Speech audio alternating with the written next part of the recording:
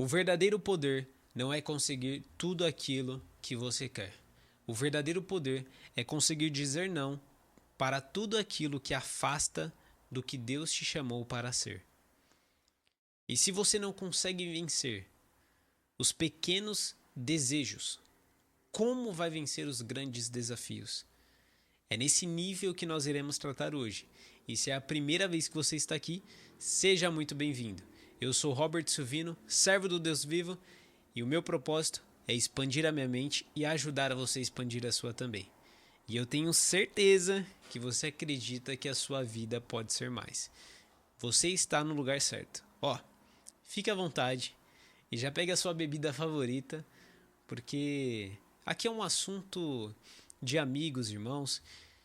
Então é um papo bem espontâneo, para você se identificar ainda mais comigo. Fique bem à vontade. Eu sempre amei comer, sempre, sempre, sempre. Eu não sei vocês, mas olha, me chamou para comer um arroz, um feijão e um bifão acebolado. Nossa, não tem como.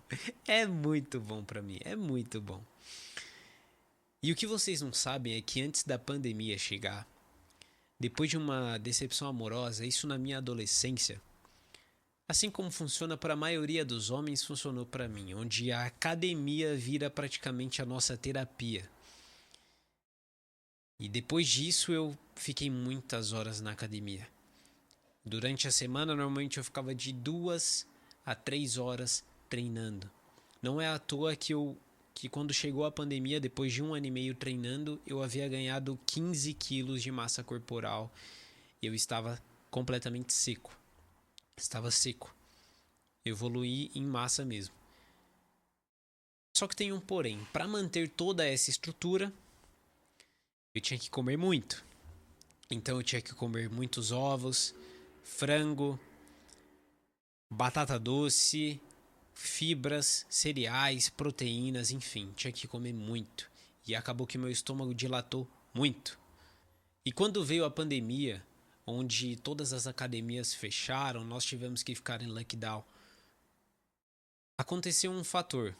O fator era que o meu estômago continuou dilatado, eu continuei comendo muito, só que todo esse estoque que entrava de carboidratos, proteínas não era utilizado, porque as academias estavam fechadas e eu não ia me arriscar a pegar o vírus e trazer para a casa dos meus pais. E nesse período onde nós ficamos sozinhos, onde nós tivemos diversas reflexões, lendo a Bíblia, eu percebi uma coisa que eu estava errando. E eu estava caindo constantemente no pecado da gula. A partir do momento que eu comecei a ler a Bíblia, eu desenvolvi a consciência de que eu estava caindo nesse pecado. Só que é um desejo muito forte. Eu não sei vocês, mas eu amo comer. Nossa, uma comida boa, eu amo isso. E como o meu estômago era dilatado, eu realmente sentia muita fome para comer. Muita fome. E comia muito. Comia muito, gente. Muito mesmo. Os meus amigos próximos sabem mesmo que eu comia demais, demais, demais, demais, demais. Não era à toa que quando a gente ia num rodízio, quando a gente ia numa churrascaria, um restaurante japonês, eu não jogava dinheiro fora, eu comia muito, com gosto. Mas enfim, identificando esse erro em mim, esse desejo me dominando por completo, eu tive que passar por um momento de transformação, de mudança, onde foi muito difícil. E eu tenho que admitir que nessa fase eu não jejuava, eu não tinha uma atitude intencional para matar a carne e fortalecer o espírito, até que eu me reconectei com um amigo que ele virou para mim e falou: "Cara, posso te dizer com toda certeza que o jejum mudou a minha vida". E naquela conversa que eu tive com ele, tudo que ele falava era muito espiritual, era muito profundo, era como se estivesse muito conectado com a fonte. Muito conectado com a fonte. E eu tive aquele desejo. Eu falei, nossa, eu quero sentir isso, poxa. Eu quero transmitir essa palavra que ele está passando. Eu quero sentir isso, eu quero ter essa conexão mais afunda, mais próxima da fonte. Porque o que acontece o que acontece nesse caso é que o pecado da gula, normalmente, em alguns casos, ele é até romantizado. Eu já vi muitos crentes depois do culto dizendo: hoje eu vou cometer o pecado da gula, porque eu vou comer tanto depois do culto que eu vou me saciar 100%. Só que, sendo Não existe pecadinho ou pecadão. O pecado da gula, o pecado em si, ele entristece Deus. Então, seja um adultério, um pecado da gula, vai entristecer da mesma forma. Mas onde eu quero chegar nessa questão? Eu quero chegar no ponto que talvez a sua luta não seja com comida, assim como foi para mim, onde eu tive outras lutas também. Eu quero chegar no ponto onde talvez sua luta possa ser com redes sociais, possam ser com gastos compulsivos, com consumismo elevado, com esse excesso de dopamina e estímulos mentais.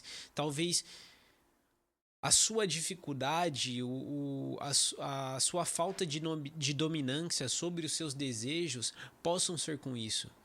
E que se você não aprender a dizer não para si mesmo, você vai continuar vivendo escravo disso, você vai continuar vivendo escravo do seu desejo. E o autocontrole não é sobre se punir, o autocontrole é sobre você construir para algo maior, para algo extraordinário. Um exemplo disso é um vendedor. Um vendedor, ele tem que desenvolver várias skills. Eu já falei para vocês, teve uma época que eu quis desenvolver as habilidades de um vendedor. Então, um vendedor, ele precisa de uma boa comunicação, ele precisa ter uma escuta ativa, ele precisa ter visão, ele precisa ter ambição, ele precisa se conectar com as pessoas, ele precisa se expor a situações desconfortáveis. E perceba que para ele desenvolver todas essas skills, todos os desejos dele são anulados. Mas como assim, Robert? Como que os desejos dele são anulados? Não é isso que ele quer? Na realidade, o nosso cérebro primitivo, o nosso desejo é apenas de estocar energia. Nós não queremos gastar energia, nós queremos estocar energia. Então, quanto mais energia estocada, melhor. Se eu dormir mais, melhor. Se eu comer mais, melhor. Mas na realidade, um vendedor, e eu só estou usando o exemplo do vendedor aqui que fica mais fácil, tá? Porque já fez parte da minha realidade. Até hoje eu gosto muito disso. Então, para vocês entenderem melhor, o desejo de fato, ele é anulado porque você tem desejo de sair na rua e se conectar com um monte de gente que nem quer falar com você todos os dias, você não tem vontade disso. Você tem vontade de receber um monte de não em busca de um sim, você não tem vontade disso. Você tem vontade de se expor para um monte de gente, falar em público, correndo risco até mesmo de falhar, em busca de um sim, em busca de um resultado, de fato você não tem desejo nisso. Ou seja, então todos esses desejos, esse desejo primitivo é anulado para que você passe a ter essas skills, para que você passe a ter resultados extraordinários. E a disciplina não é só dizer não para você. Essa disciplina é um alinhamento com Deus, seu propósito, é naquilo que você tem confiança. E outra, quando você diz não para si, você está dizendo sim para Deus. Você está dizendo sim, Deus. Os meus desejos estão anulados. Faça a tua vontade em mim, faça o teu querer em mim. Em Gálatas 5 vai dizer muito sobre o Espírito Santo, essa luta do Espírito entre o Espírito e a carne. E nisso podemos ver que é bem claro lá o autocontrole, essa disciplina diária de você agir de forma intencional em fortificar o seu espírito e os seus desejos da carne serem anulados. Porque os desejos da carne, ainda fala lá, é glutonomia, é adultério, é prostituição, são um monte de coisas da carne. Só que quando você passa a ter controle desses desejos, você não é mais escravo. Você é livre, você é governante. Porque se você quer liderar a sua vida e impactar a vida de outras pessoas, comece vencendo a si mesmo. Porque quem vence os seus próprios desejos não cai para outros pequenos ou outros maiores desejos. E se esse vídeo fez sentido para você, curte, compartilha, comenta.